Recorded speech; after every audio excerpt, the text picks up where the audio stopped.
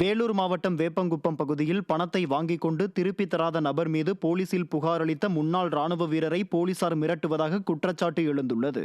வேப்பங்குப்பத்தைச் சேர்ந்த மாற்றுத்திறனாளியான தேவசகாயம் என்பவரிடம் அவரது உறவினர் 1.5 லட்சம் ரூபாய் பணம் வாங்கிக் கொண்டு திருப்பி தராமல் ஏமாற்றிவிட்டார். இதுகுறித்து போலீசில் புகார் அளித்த நிலையில் தன்னையே மிரட்டுவதாக அவர் வேதனை தெரிவித்துள்ளார். மோசடி நபர் மற்றும் காவல்துறை மீது நடவடிக்கை எடுக்க வலியுறுத்தி வேலூர் மாவட்ட ஆட்சியரிடம் தேவசகாயம் நேரில் முறையிட்டார். திறனற்ற திமுக ஆட்சியில் காவல்துறை ஏவல் துறையாக செயல்பட்டு வருவதாக குற்றம் சாட்டியுள்ளார். கிருஷ்ணகிரி மாவட்டம் சூளகிரி அருகே கதிரடிக்கும் களம் அமைக்கும் பணியை சிலர் தடுத்து நிறுத்துவதாக கிராம மக்கள் மாவட்ட ஆட்சியரிடம் புகார் மனு அளித்தனர். சப்படி கிராமத்தில் 8,60,000 ரூபாய் மதிப்பீட்டில் அரசு சார்பில் கதிரடிக்கும் களம் அமைக்கும் பணிகள் நடைபெற்று வருகிறது. இந்த பணிக்கு எதிர்ப்பு தெரிவித்து அதே ஊரைச் சேர்ந்த சிலர் ஒப்பந்ததாரர் பழிவாங்கும் நோக்கத்தோடு களம் அமைக்க எதிர்ப்பு தெரிவித்து வருவதாக பொதுமக்கள் குற்றம் சாட்டியுள்ளனர். எனவே அதே இடத்தில் களம் அமைக்க கிராம மக்கள் வலியுறுத்தி மாவட்ட ஆட்சியரிடம் மனு அளித்தனர். சிவகங்கை மாவட்டம் திருப்பத்தூர் அருகே சுமார் 14ஆம் ஆண்டு நூற்றாண்டைச் சேர்ந்த வானாதிராயர் ஆசிரியம் கல்வெட்டு கண்டுபிடிக்கப்பட்டுள்ளது. சூரக்குடி கோவில்பட்டியில் அப்பகுதி மக்கள் முனீஸ்வர சுவாமியாக வணங்கி வந்த பலகை கல்லில் கல்வெட்டு இருந்துள்ளது. இதுகுறித்து கிராம மக்கள் தொல்லியல் துறைக்கு தகவல் தெரிவித்த நிலையில் அங்கு வந்த தொல்லியல் துறையினர் ஆய்வு செய்ததில் அந்த கல்வெட்டு 14ஆம் நூற்றாண்டைச் சேர்ந்த சோழ பாண்டியரின் வானாதிராயர் ஆசிரியம் கல்வெட்டு என தெரிய வந்தது. திருப்பத்தூர் மாவட்டம் வாணியம்பாடியில் அடகு வைத்த தங்க நகைகளுடன் தலைமறைவான நகைக்கடை உரிமையாளரை கண்டுபிடித்து அவரிடமிருந்து தங்க நகைகளை மீட்டுத் தர வேண்டும் என காவல் நிலையத்தில் புகார் அளிக்கப்பட்டுள்ளது. வாணியம்பாடி நியூ டவுன் பகுதியைச் சேர்ந்த யாசின் என்பவர் 7 லட்சம் ரூபாய் மதிப்பிலான தங்க நகைகளை பிரவீன்குமார் என்பவரது நகைக்கடையில் அடகு வைத்துள்ளார்.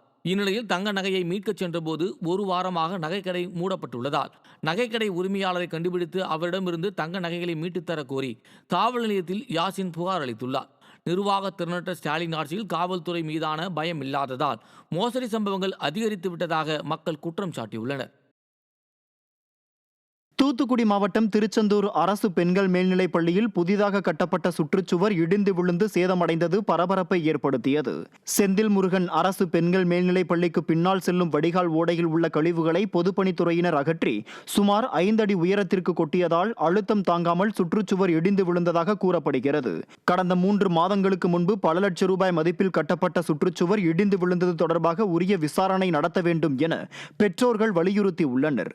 விடியா திமுக ஆட்சியில் அனைத்து துறைகளிலும் ஊழல் அதிக அளவில் நடப்பதாகவும் மக்களின் வரிப்பணம் வீணடிக்கப்படுவதாகவும் பொதுமக்கள் குற்றம் சாட்டியுள்ளனர். நீலகிரி மாவட்டத்தில் வருமானத்திற்கு அதிகமாக சொத்து சேர்த்த புகாரில் கிராம நிர்வாக அலுவலர் வீட்டில் சோதனை நடைபெற்றது. முள்ளிக்கூரில் கிராம நிர்வாக அலுவலராக பணியாற்றி வரும் ரஷ்யா பேகம் சட்டத்திற்கு புறம்பாக சொத்துக்களை குவித்துள்ளதாக புகார் எழுந்ததை அடுத்து உதகை மற்றும் தஞ்சாவூர் மாவட்டம் அம்மாப்பேட்டையில் உள்ள அவரது வீடுகளில் லஞ்ச ஒழிப்புத்துறையினர் சோதனையில் ஈடுபட்டனர்.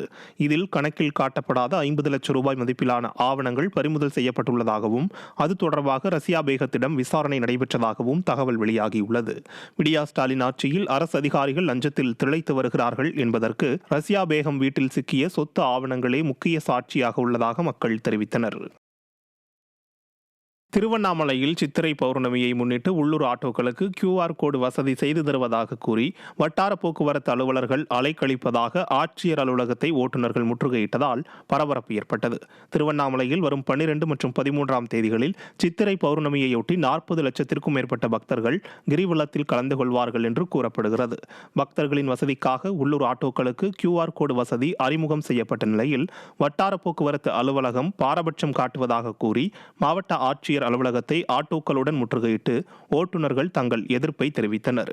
விடியா ஆட்சியில் எந்த ஒரு திட்டமும் முழுமையாக செயல்படுத்தப்படுவதில்லை என குற்றம் சாட்டப்பட்டுள்ளது.